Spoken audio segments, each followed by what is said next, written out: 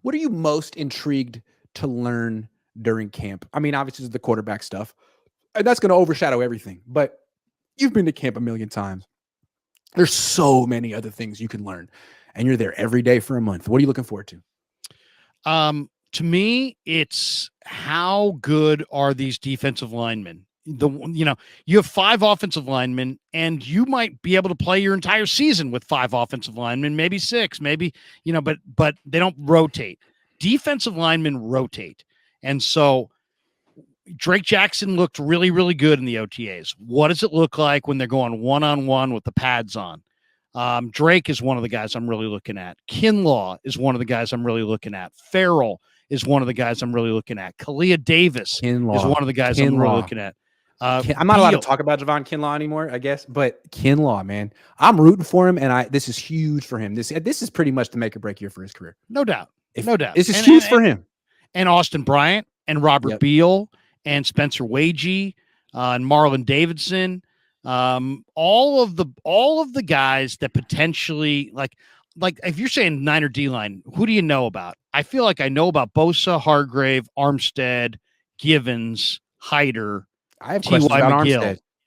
Armstead got hurt on day 1 of camp last year. Day 1. Missed all of camp, came back, got hurt again, had plantar fascia, was one foot than the other foot. He's about 30 years old.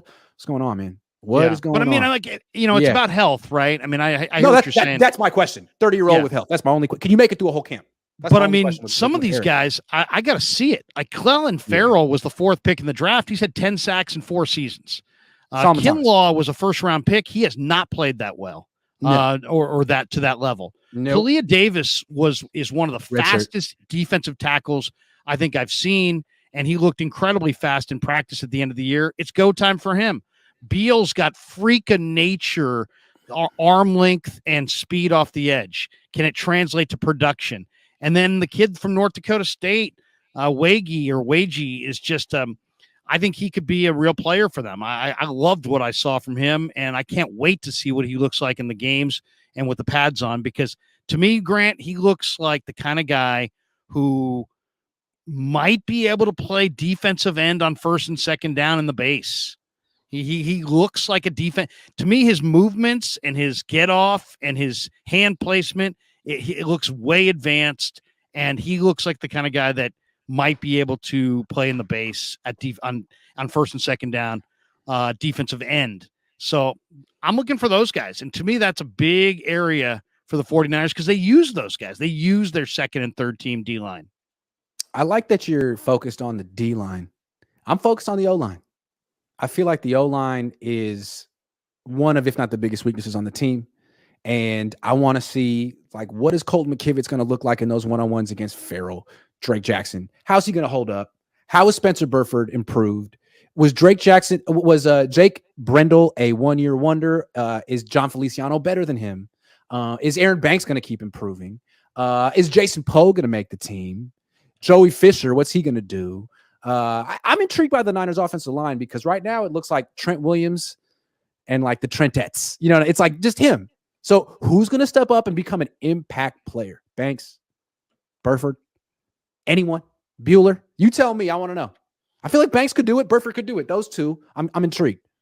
They're going to have to go up against Armstead and Hargrave in one-on-ones. I can't wait to see that. I don't expect those offensive linemen to win. If they do, I'll look at them a lot differently. Yeah.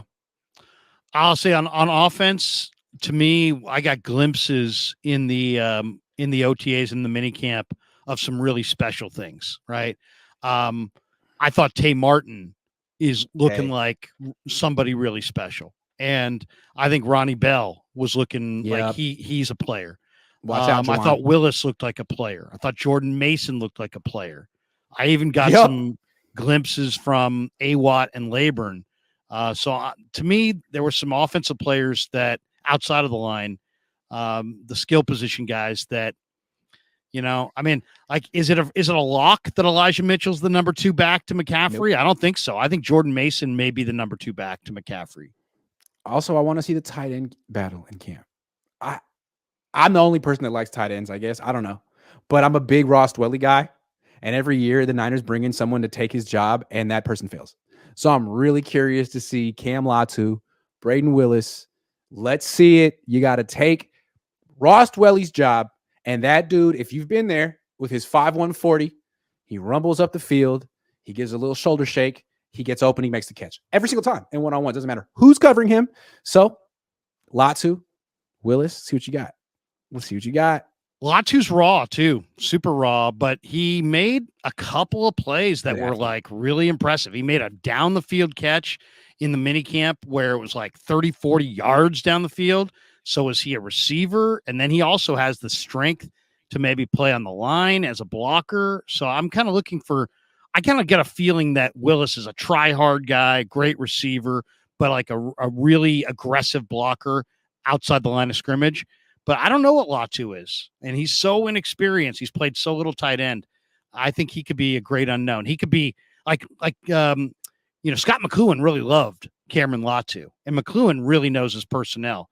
So, and Latu did get better as the OTAs moved on. I thought he made some of his best plays towards the end. I love to know what the Niners' vision is for Willis, because I feel like it's the Ben Skoranek role. Ben Skoranek for the Rams. He's a bigger wide receiver, almost a tight end, but not really. And he's not really a dynamic wide receiver. He's a 7th-round pick. He's not good enough to play on the outside. As a slot receiver, he's okay.